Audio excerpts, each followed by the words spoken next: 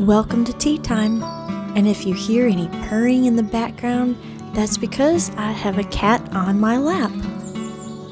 A passage in Sen Bazuru by Michael James Wong caught my eye, and I thought I might share it with you, especially in this time when we're hibernating and maybe looking for something new to do. He says in the chapter called What Comes from Weakness, quote, "How often do you spend time on the things you're not so good at? How often do you put your attention to the aspects of your life that need work and the dedication of your time?"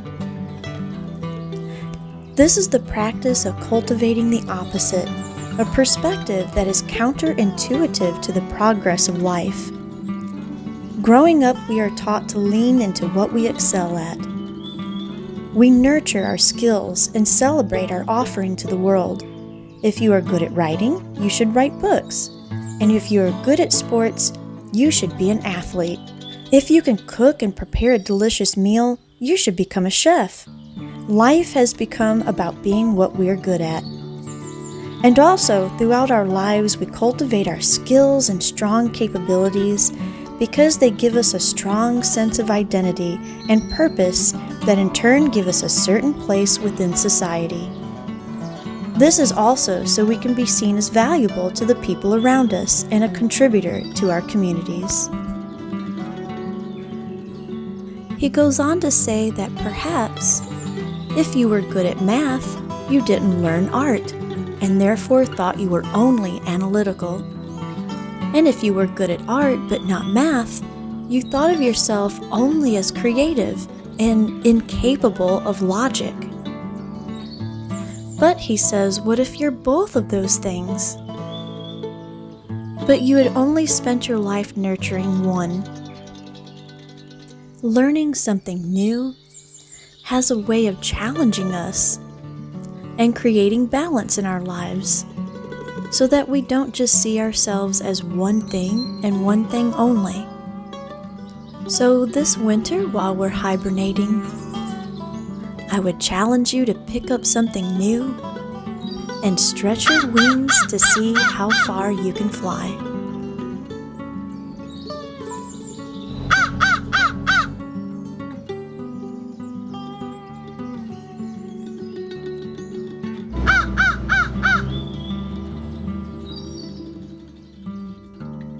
But before you can fly, you need to fortify yourself so you have the energy to do so. That means we're going to make a tasty treat to go along with some tea.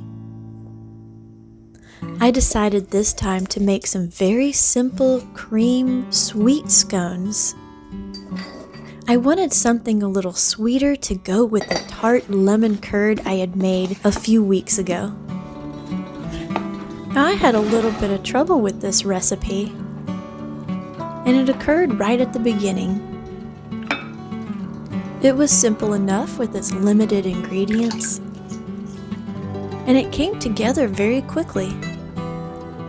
However, the problem came when the recipe just didn't call for enough liquid, and I had to add about half a cup of extra liquid just to make the dough mixable. And it could have been a problem with editing in the cookbook, or the simple fact that I used a different brand of flour than the author. But rather than throwing out the whole batch and starting over, I decided to cheat a little bit and add some half and half that I had just so happened to buy the other day. So don't be afraid to experiment if you come upon a problem like this. Baking can be very intuitive, and sometimes listening to your instincts is the difference between a good batch of baked goods and something you just have to throw in the trash. This caused me to have to knead the dough a little bit just to get it to stick together and incorporate a little bit better. But the more you bake, the more you'll develop a kind of feel for these things. Baking can be a science and an art all rolled into one. So don't be afraid to take a recipe that may not be working out like you thought it would, and experiment with it a little bit, like a painter experiments with paints on a canvas.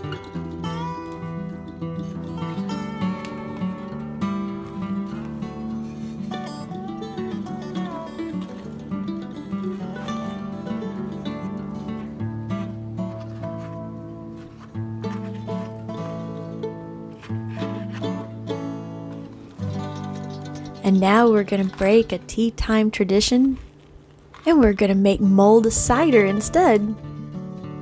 My cousin Rachel sent me this beautiful mix of mulled spices to put in apple cider, and I thought it would be perfect for a cold winter day.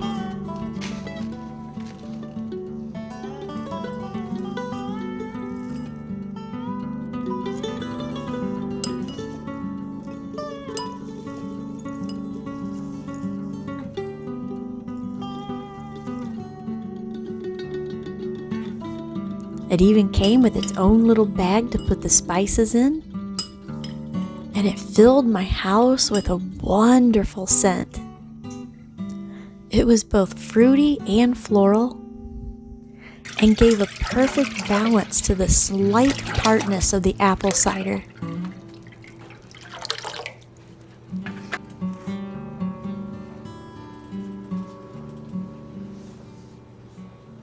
And now, with our scones done and fresh from the oven, and our apple cider just warmed through, it's time to plate up and enjoy a break after our labors. So we'll have a scone, a cup or two of that gorgeous apple cider, and we'll try a couple spoonfuls of that lemon curd, which turned out to be the perfect accompaniment to the sweet but not too sweet scone. And so enjoy your tea time and your small break, and let it recharge your senses until we meet again for the next tea time.